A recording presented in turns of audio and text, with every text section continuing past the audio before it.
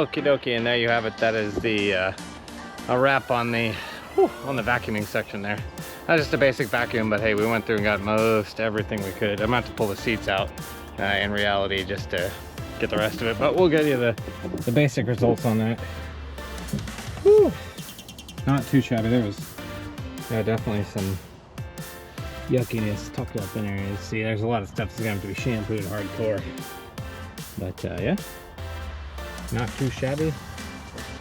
Post basic vacuum. I don't think the seats even got slightly lighter in color. But yeah, we're gonna take these all out and we're gonna shampoo them and shampoo the whole carpet best we can. Looks like I might have to replace the middle seat belt there.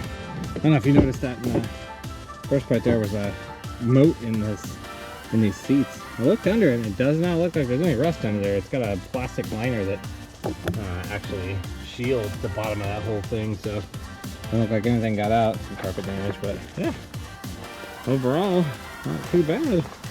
Looking through all the chunkies in the back there. But yeah, bed looks in pretty good shape too. I'm pretty certain that. So yeah. Basic results. It definitely has had that water leak for a while. I suspect it's just the third brake light up here. I'm gonna get up there and get that fixed here in a moment so it doesn't get any more water damage inside. But yeah, here's your basic results so far. I'm gonna go through. I'm gonna pull these seats out, and then we're gonna do some dash detail work. Holy crap! Mounting a dash and these door panels are awful too. So we'll get to that. Make sure you tune back in for the next episode and we'll get started on getting to the inside of this thing. Start cleaning up those panels, this massive sea of panels.